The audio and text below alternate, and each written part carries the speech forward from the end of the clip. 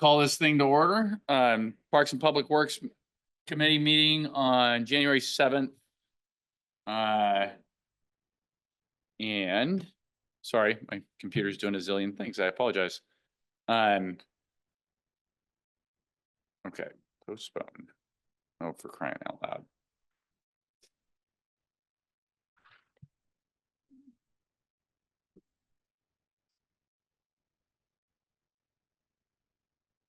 All right. Yeah. Okay, first thing on the agenda is approval of it. Moved. Okay, well, then the agenda is approved and now we can open it up to public comment. Don't see anybody here. Anybody have anything special they want to talk about? No, we're good. Okay, let's close public comment then for now. If it comes up later, we'll make room for it. And now, next is approval of the minutes from December 3rd. Wow, has it been that long? Golly, you happy with the minutes? Yeah. Okay, they're approved. And let's move on to Agenda Bill 25-003, the 2025 through 2030 utility rate adjustment. Lots. Good evening. Okay, so I will jump right into the document. So I'm on the screen share. So if this would let me. Okay, so what we have tonight, the agenda bill in question here is essentially the kind of culmination of lots of discussion about utility rates. This is the format it takes. It's an ordinance that would change city municipal code. And it would reflect the rates that we've been discussing for the past several months. And so the format of this document is, it can be a lot because it's a lot of material. And anytime an ordinance has a chart with, in this format, it's going to be pretty cumbersome to read because it's long and it has a lot of strike throughs. So this quick and dirty of how to read this is that if you see an underline, that's an addition being added. If you see a strike through, that's being removed. For our case, looking at rates specifically, you will see that in the past, we had a rate structure that went from 21 to 26. We're going to be replacing that with the 25 to 2030. And so that's kind of what the strike through is. And so just in case you're seeing numbers and they're not matching up, just know that there's a kind of a bit of a 2-year gap overlap that we're kind of correcting for as we go. I know you almost certainly know that, but just wanted to mention it here. And the other bit is that we have had a sentence, I suppose is what you'd say, at the end of most of these charts. And the sentence says something to the effect of outside city customers pay 1.5 times the rates listed above. As an effect to try to ease the difficulty that sometimes that sentence can have. Instead, we have a chart that is the 1.5 multiplier of that chart. So it's just additional chartage that is the exact same numbers with the 1.5 multiplier shown explicitly rather than relying on the customer and our utility billing coordinator to do the math on it and agree exactly. So that's been charted here, but it's essentially a direct reference chart. So that is more or less how this reads. It's all three of the utilities. It does not include the GFC changes because we're waiting on that till we adopt this. And then we will be right back here doing the GFC conversation with regards to the CIP. And I think I will leave it there. I'll leave it short and sweet in case there's additional conversations that we want to have surrounding this topic or how the ordinance process is going to go with regards to public hearings. I'm happy to address that as well.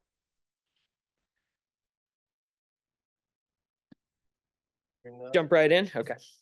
Let me switch my screen share. So I produced a document for everyone.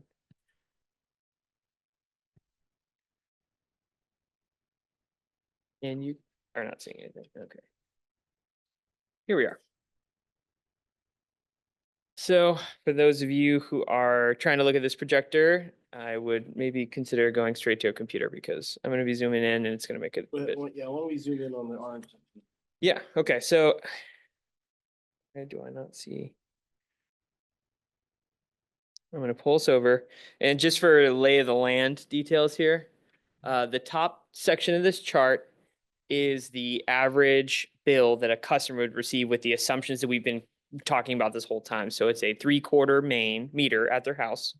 And it would be a assumed amount of variable charges. So if you recall, we have that block charging where we charge more if you use more water. So that factors into that water bill. And then the sewer and the stormwater are fixed rate charges that any customer gets. We talked about that a lot. That's how we generally would compare different options, is through the average residential user, an assumed average residential user. So that is what this top chart is trying to show. So when you're to see any year per se, you'll see that you'll get three numbers in the top: water, sewer, and then stormwater, and then a total. And that total would reflect the same kind of total we would talked about in any of the other residential customer class. And then the next section down is going to be the percentage change from the year prior. And so you'll see it split up in between the different utilities, and you will also see it totaled at the bottom, again, in a similar format. And then the below chart, the one that says historical fixed and variable rates, that's essentially the ordinance form. So oftentimes we've tried to make sure that we can see things in the ordinance form, which is the literal billing kind of charges. And we also want to show an average residential unit and what their cost would be, kind of a real world example. And so the below charts really have the rates specifically reflect, but it could be a bit different. Obviously, if some customer uses more water, right, they'll bump into higher block groups and pay a higher rate. So that is just how to read this chart. Orange means the proposed part, and green is historical data. So past data up to 2024.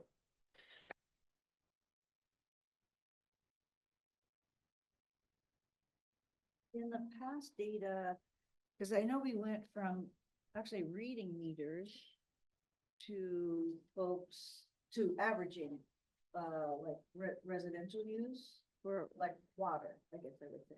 Okay. So how now do we tell what the actual water consumption is for, if they're using more water? Like Right. Sprinkler system. Yeah. So we have smart meters, which is a replacement for your kind of standard meter, and that gives us the information we need. And I don't believe we have any older style read meters only. Do we have those anymore? None. So I think we only have smart meters for all of our customers. So that's how we can determine how much usage they have. Is that like an electronic? It's a digital, it's Wi-Fi, isn't it? We have to, yeah.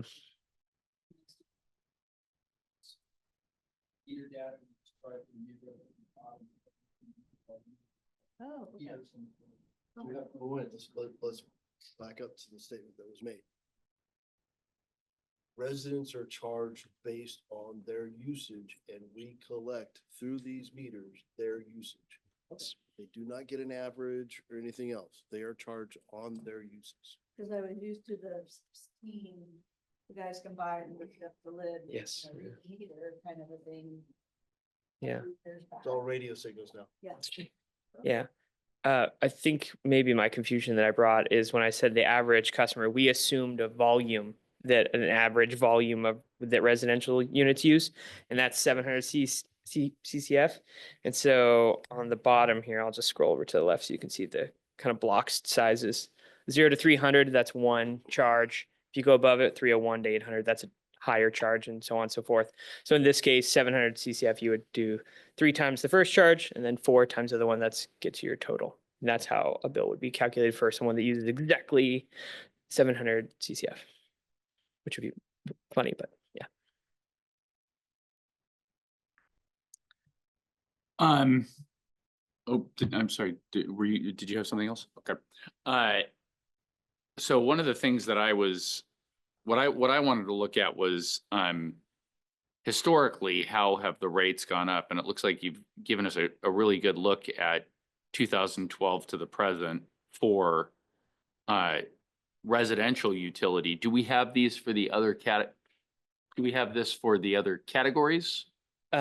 Yes and no. So there is going to be, typically we brought the material in the form of residential comparisons because it was the easiest to kind of define.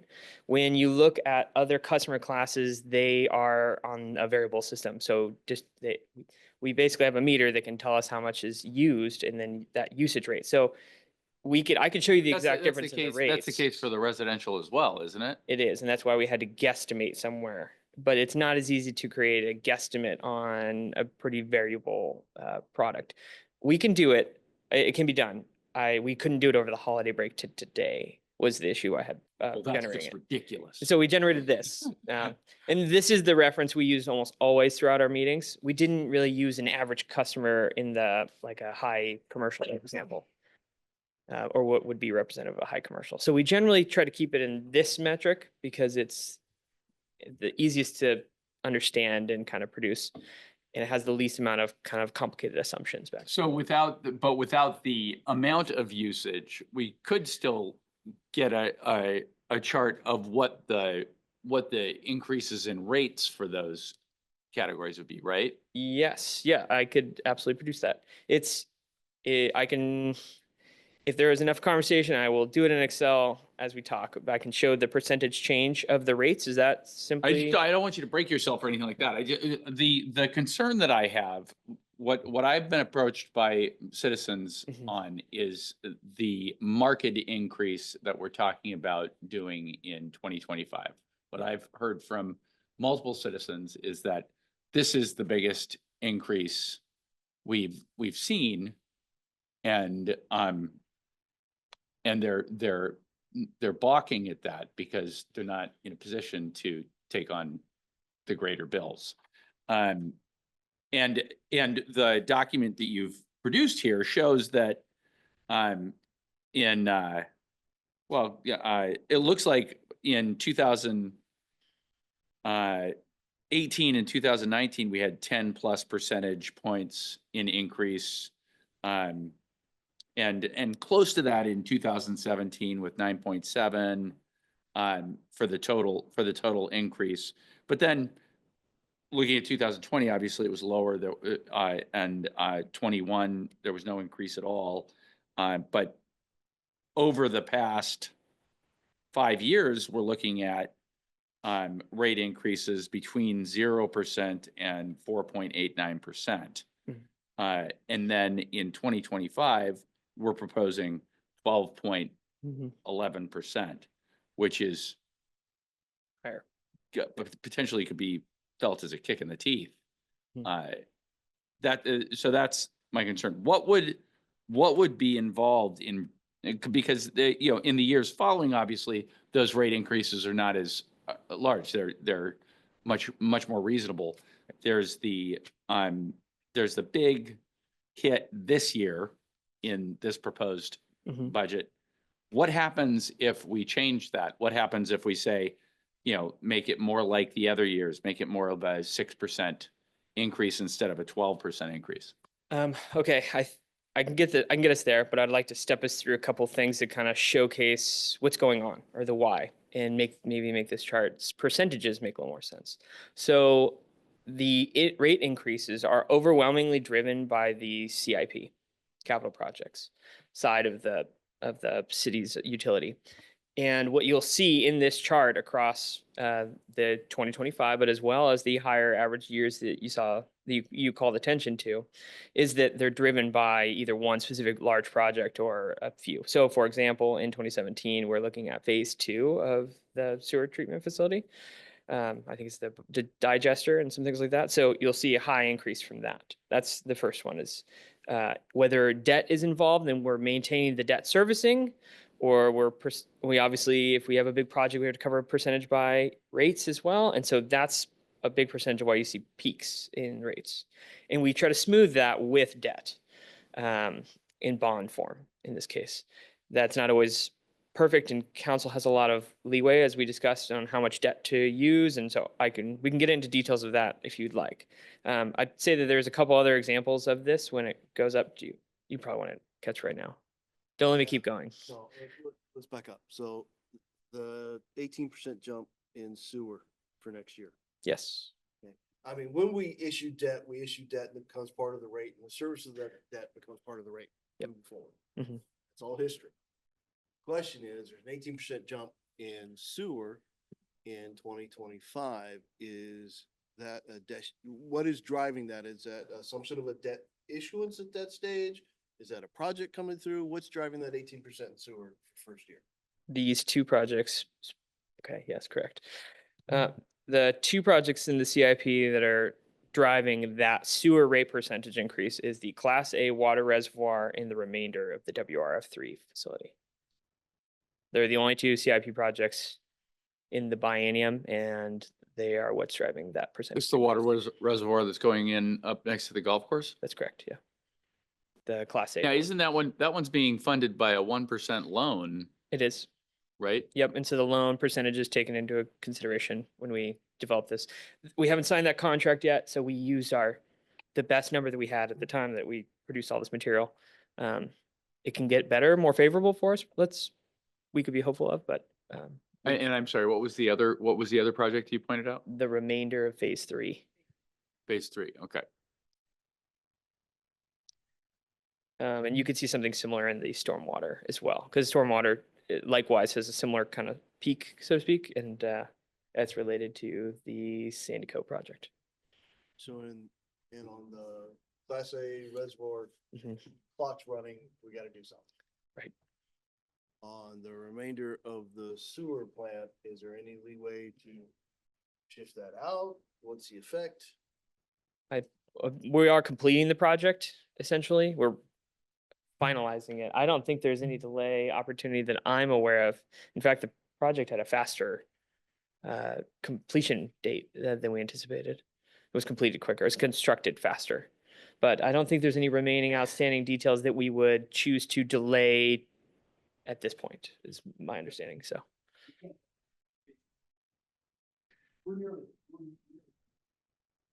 in addition, I think there's contractual obligations. Now I'm a little confused.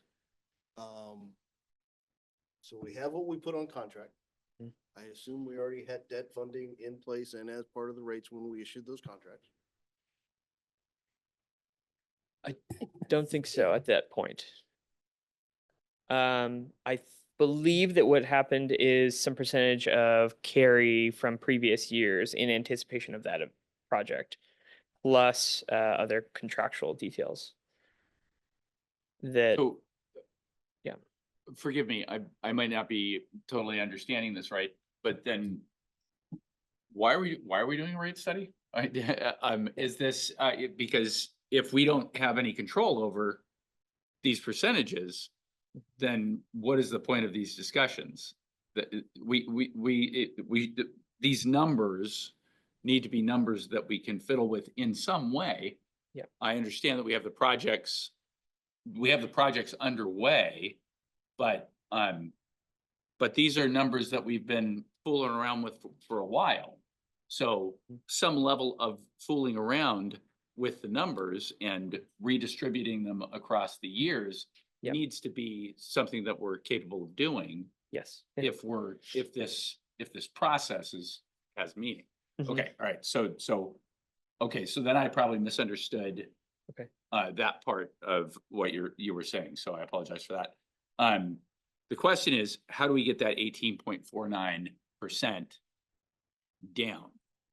What are our other options? I know that when we were looking at options earlier, we were talking about what level of bonding we were comfortable with, and we did not choose the highest level of bonding. Just as an example Mhm. of something. Councilmember Cotton. Kind of tagging on to what you're saying, I know that in the years that you specifically referred to when the numbers were lower, of course, the 20 to like 23 even, we were into the pandemic, and of course, the city was trying to be charitable as far as, especially for the people that weren't working and such, that, we weren't, hitting them with big cost of living increases and such. And so there's also some catch up with that, I'm sure, with along with the CIP projects that are coming through that I think the point you're trying to make, and not just with the residential, but some of the commercial as well, is if we can buffer that kind of initial, increases, we do have to catch up. I mean, as far as paying for the projects, I mean, that's a given. It's just how long we can do it and afford to do it to carry us through. So if it's more of evening the numbers off, which might certainly mean increasing the subsequent years, that may certainly be an option. And I know we went through many scenarios, and God bless you guys for taking care of it, being responsive to, giving us some information, and of course, the settling on the numbers that are being presented to us is we're looking at as the lesser of many evils. But now, of course, is getting the information or the feedback from the community as far as being presented with this information too. Realizing, of course, like I said, it's a catch-up process as well, and I know we're not going to be able to keep everybody residential, commercial. Multifamily is going to be happy, but We might have to look at that, I mean, I think I would push back on saying that the city was charitable. I mean, but we're dealing with realities for our citizens, and our citizens are going through the realities of the economy and what they can't afford and what they can't. And I think we have to be mindful of that. It's not like we're just handing out gifts or anything like that. It's about structuring it so that we can make this affordable for our citizens. So we have those two projects Mhm. that you mentioned. Mhm. Are there other projects that can be delayed a couple of years, make these increases more palatable? Let me take a look. Let me go over this. Did you have something else you wanted to tell us? Yeah, I just kind of wanted So to. I just want to say, a lot of this has to do with, at least for me, with my inexperience as a council member going through a rate study. I have a great deal of inexperience with that. So, much like Councilmember Cotton was describing the numbers, well, we got to catch up on these at some point. We've got to Sure. get these projects paid for. But the way it's been described to me, this has always been kind of the case. And sometimes you do have to delay projects in order to make it so that it's not such a big mouthful for people to chew off all at once. So those are the options that I'm looking for, is what kinds of things can we do, perhaps in our plan going forward, Mhm. to make these bills so that they're not quite such a kick in the teeth. Yes. No, I understand, and yeah, I'm happy to work through all these details. It's good for me too. So I just wanted to kind of capture on the stepping stones we took to get to these numbers. And the first one was we looked at the revenue that we need to do all the work we're setting out for ourselves. That's both capital and it's an operations and management. And so we combined those two details. We have one number per year that essentially we're targeting. And then we went and looked into, that balancing act of bonding versus not. And we, at that moment, we can also talk about timing. And we sort of did. We had a conversation about CIP and which projects can be pushed around. And then, so I'm going to take us back to the CIP and kind of show what that looks like. And the reason I mention that is because unlike let's say, the non-utility CIP, where parks are an element, or road repaving is us trying to be very efficient with our dollars. There are many projects that are in the utility side of things that are either state law requirements. They're us trying to meet requirements for nutrients in the water. That's a big initiative for the state in terms of the Puget Sound region, right? So it's not just us that's dealing with this. So the sewer treatment facilities around the Puget Sound are all trying to address kind of increased regulations. And that's going to be part of it. So we're going to have that regulatory background behind us. We're going to have our own needs and growth metrics that we're working on as we're trying to move forward into whatever development choices. That's one requirement that we'll kind of inherit, so to speak. And then we have existing contracts with different, entities throughout the city or a little bit outside of it that we have to meet because we signed a contract with them. So there's a kind of a lot of things going on there, and that's why what I don't want to just say right off the bat, which is that a lot of these sewer projects are a bit sticky. So let me. Oh, that are- No, I'm sorry. That was bad. I meant sticky as in moving them around is not so easy. As for example, we were talking about WRF3. We are 80-90% complete, and we're now just wrapping the project up. And pausing now or stopping now would jeopardize the existing ox ditch. And we also need to do a lot of not training per se, but like fixing of little things that we need to tweak to make the system operate the way it's supposed to. And that does take time, especially given the product, the machine, the system that we have. It takes a lot of time. So part of that's going to be built in here, and we wouldn't want to stop that now and jeopardize the success of the facility we just built. So that's part of it. The other one is going to be looking at the Class A water reservoir. So that's the third one down, reclaimed water distribution system improvements. It's a mouthful. You can see the 2 years of the project. That again is going to be one of those regulatory requirements to maintain the Class A water system. And I know we've had other discussions on that, so I don't want to dig too deep, but otherwise the project has one additional thing, and that is mains replacements. So we have aging existing mains infrastructure. All three of the utilities contribute some percent dependent on how large each of the utilities are in comparison to each other. And they all, so to speak, pitch in, and we have a combined mains fund. And that's what we do 3D4th with. Or when we've done water mains replacements on Williams Addition, that's where this fund is coming from. So those are the three capital sides of the utility for the sewer, specifically looking at that 18%. So rough numbers, how much is the waste facility? In total, or in across all the years, or just in 25? I can tell you 25. I'd have to go dig the other number. It's like 15 million, something like that. About 15 million. Yeah. okay. Reservoirs, Is essentially this number added maybe 100,000 for design in this biennium. So 8.3.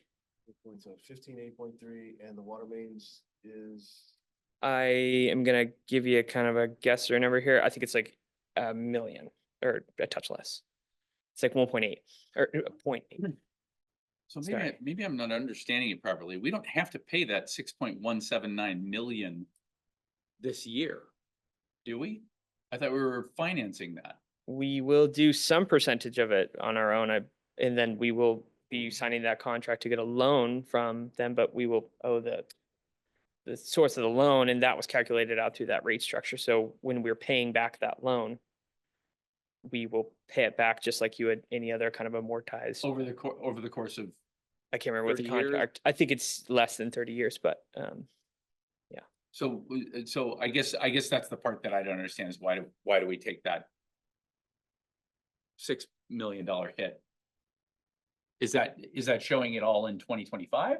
it's because we can't use all, but do you remember we talked about this a long time ago, so forgive me, but there was a maximum amount of debting that we can use on the utilities.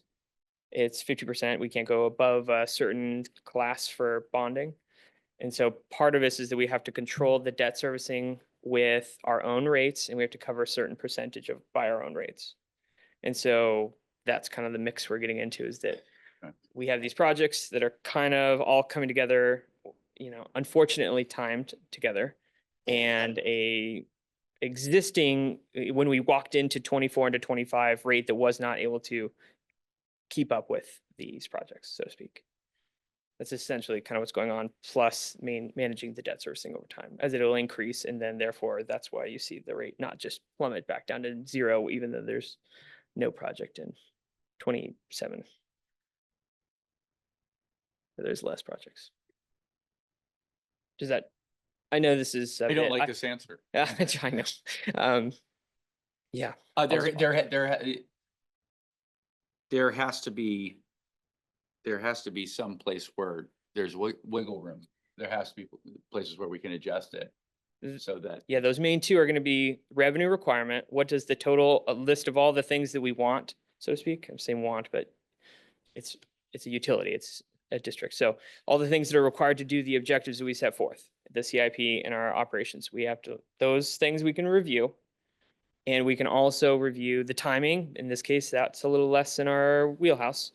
And we can review the bonding debt services component. And like you said earlier, council chose to not do a full max debt allotment for sewer. But I do recall that the sewer, I think, is at the 42% out of 50, I recall. and if that went to the 50, It would soften this, so to speak. It would, the debt services or any bonding is a smoothing agent, essentially. It's- can you magic that number in your head right now? I'm afraid not. All right.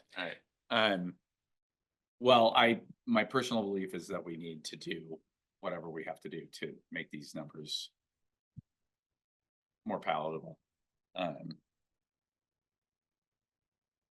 That's my opinion. That's my opinion. And looking at this bottom row of numbers, the one proposed for this year is the biggest one.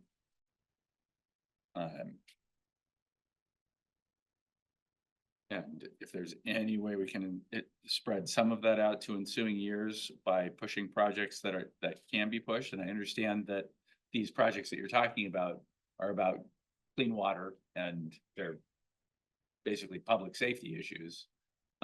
So I understand what you're saying there.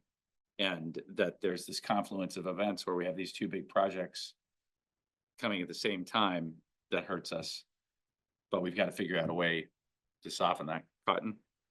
I mean, with the residential part that we're using as kind of the, you know, the one where we've been kind of doing all the comparisons to. I do see from 24 to 25, not looking at the percentages, but looking at the actual total, that transition is about $20 a month. And then it goes to more like, you know, $12 a month as an increase as the years progress. I think that's a fair point, but then look at the total in that average residential bill. Look at the total in 2012. And then look at the total in 2030. You know, $20 here and there, and Right. eventually you're talking about real money, you know. Yeah, And remember, this is monthly. So I do understand that. And so if we were to, like you say, soften 2025, we'd still be doing, you know, is it more palatable to do a little bit more the following years?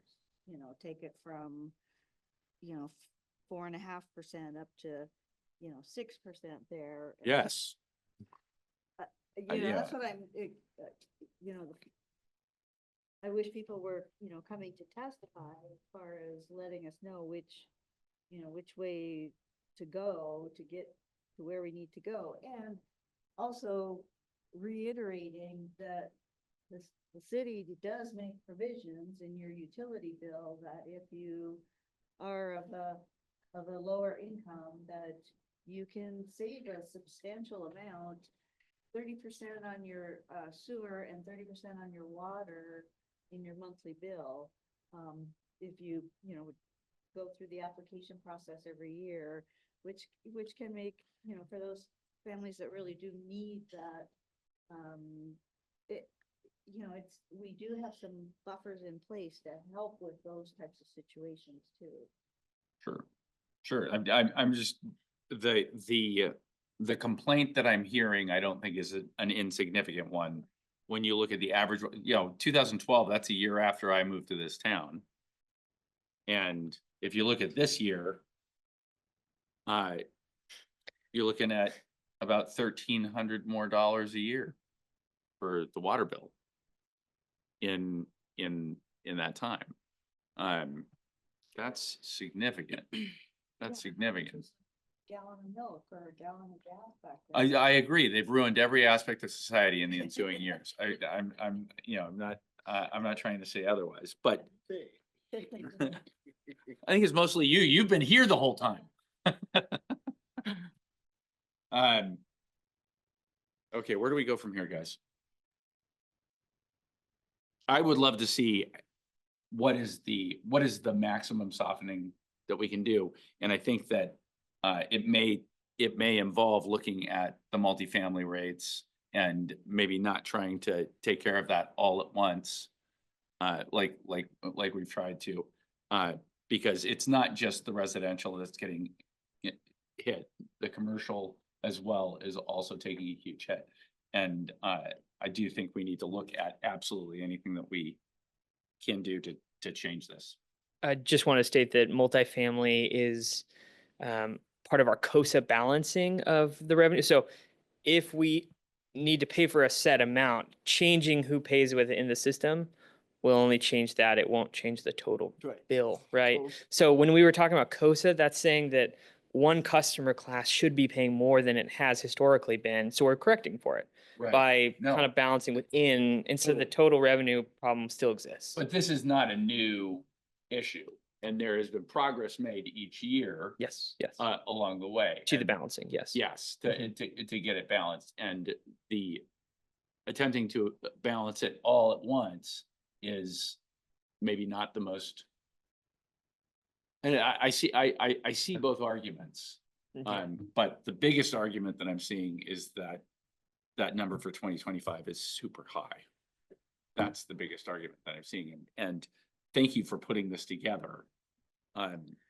It hasn't changed my opinion on that.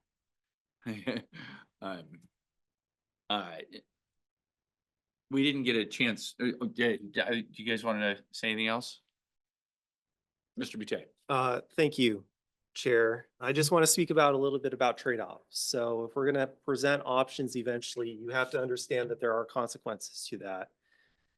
Those consequences could involve state mandates. We know certainly we've got projects with state mandates in which we could potentially have a fine to pay for the Department of Ecology or some of the other organizations, for example.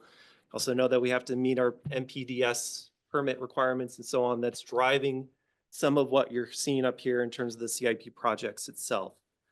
In addition to that, we hope to retain and attract a talented staff right at the city overall. Some of the increases that you're probably seeing is inflation driven, as we've talked about, but some of that inflation, right, overall, some of the cost of living increases that we've approved over time, right, in order to attract and retain quality staff so they can maintain an adequate, and really responsible system moving forward.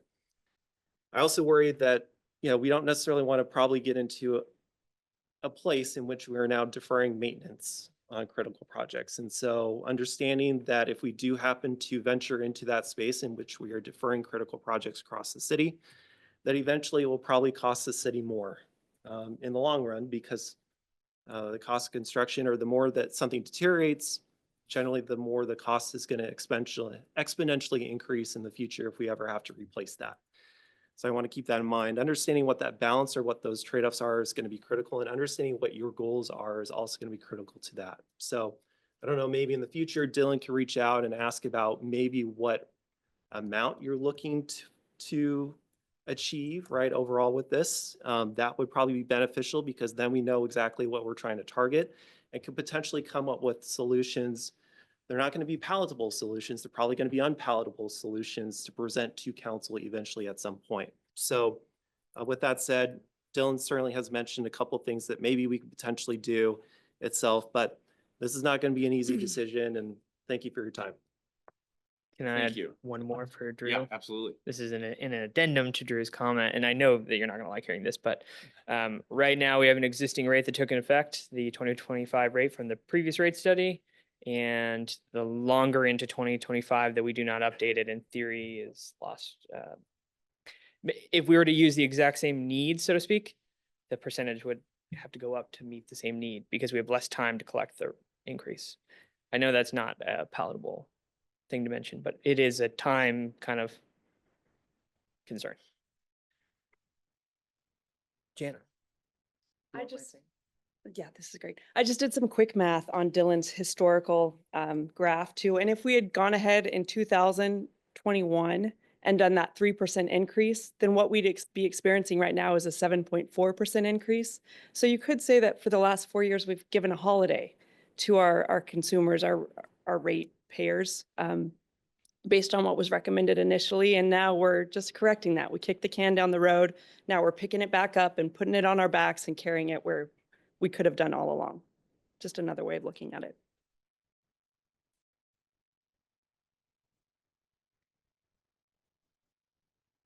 All great points. All great points. Anything else to add?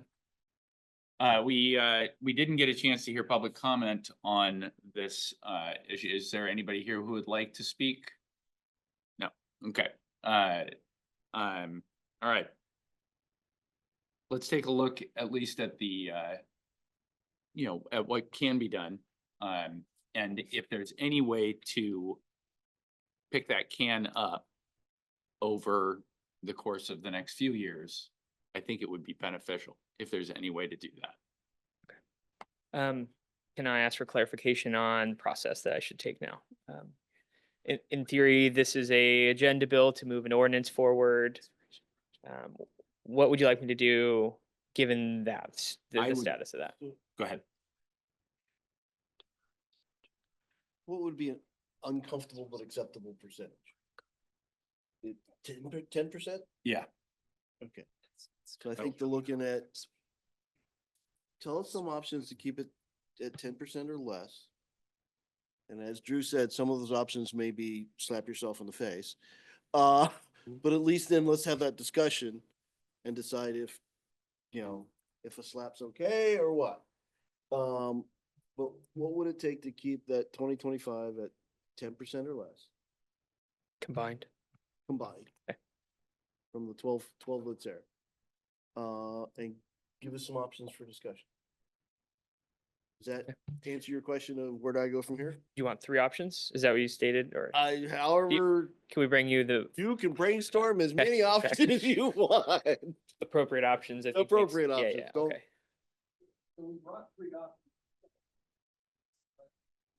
Jeff, Jeff, they can't Okay. hear you on the.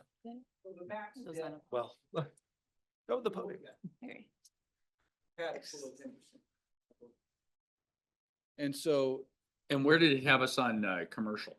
'Cause I that's also don't an issue. recall. We'd have to, do you have the numbers? Can you pull them up on here? I can. I mean, we have 20 minutes, so we could do a little bit of workshopping on this here if you guys want to do this. It's probably a homework question versus. It really is a homework question, right? Because we might fumble a little bit. So do we want this homework question? Do we want to look at it on Monday or do we want to look at it 2 weeks from today? Which is the better way to go about it? Doing public hearing on Monday? We are currently doing a public hearing on Monday for the existing ordinance that is packaged in this agenda bill. And so if we're going to make changes, we'll have to figure out what it's gonna be. We'd likely have to come back to committee. Yeah, what we could do is we could bring this and as is form and have the conversation and the call could be made at that time. To either delay or move forward or whatever is the choice. Does that make sense? Councilmember Benson. Yeah. I'd recommend if you're making significant changes to the chart to bring it back to the next committee meeting. Just because I don't see, you don't want, I know the question's been brought up about amending agenda bills. That's a more significant change than simpler changes that I think could be brought to a council meeting and made. Can I ask a clarifying detail then? The public hearing, can it be maintained as the public hearing for a future ordinance? Or does a future public hearing need to be made with the additional lead up time that's required by public hearings? 2 weeks? I would recommend you do it with the what sounds like the proposal's the 10%. I'd recommend you do the public hearing with the 10% because otherwise people are thinking the city's doing one thing and the city's doing another thing. Okay, so we would cancel on this one, cancel the public hearing, and then I'd have to start a new timer for the next public hearing, is what I'm saying. So what's in there right now is the overall 12%, right? And But I think you also need, you need like 4 votes from council if you're gonna take it back and change it. So I think you should have the discussion. Yeah, maybe to council and then if the assignment is to go back and make it 10%, then that'd be good. But if there's 4 of them that say no, I think you need to keep it at 18 or the 12%, then do that. So have that discussion at council. I would think so, yeah. That's another option, would be to Okay. have it at count. With the recommendation, it sounds like the committee recommendation is going to be the 10%. It doesn't mean that it couldn't end up being the 12%. I recognize your point that I am one of 7 councilmen but if we do this homework, it gives the council another option to vote on. Right. But I think it delays some It does. significant projects and things like that, Fair. Yeah. right, Yeah, that's a fair point. right. Not because you guys haven't done your job. You guys have done a fabulous job on presenting this. I'm just slow on the uptake. I apologize. I'm happy to have these conversations. So, but just point of clarification. We have not done a reading of this at council. This committee could, with administration, decide to hold off and take it to next committee. Okay? That is a possibility. Just because it's here doesn't mean it automatically moves to council. We can make the decision here, again, in construction with administration, to hold off and move it forward. Okay? You have the option of moving it forward and then having the council move it back, but those are not, neither one of those is invalid. Okay, so just want to make sure, because it sounded like we were saying holding at committee was an invalid option, and it's not. We've done that multiple times on many things. But at this stage, it sounds like administration is not amenable to holding it. So we should probably move it to council and pull it back. Think for me,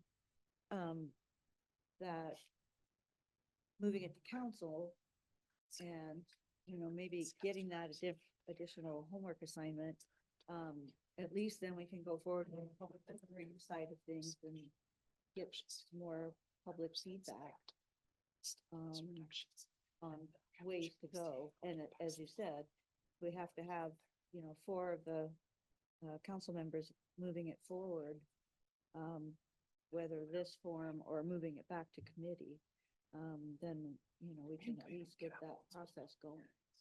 Do you guys both feel comfortable with that, moving this forward to council as is, and then having that discussion? And if the council decides, We can get that Bringing it back. information also by next Monday.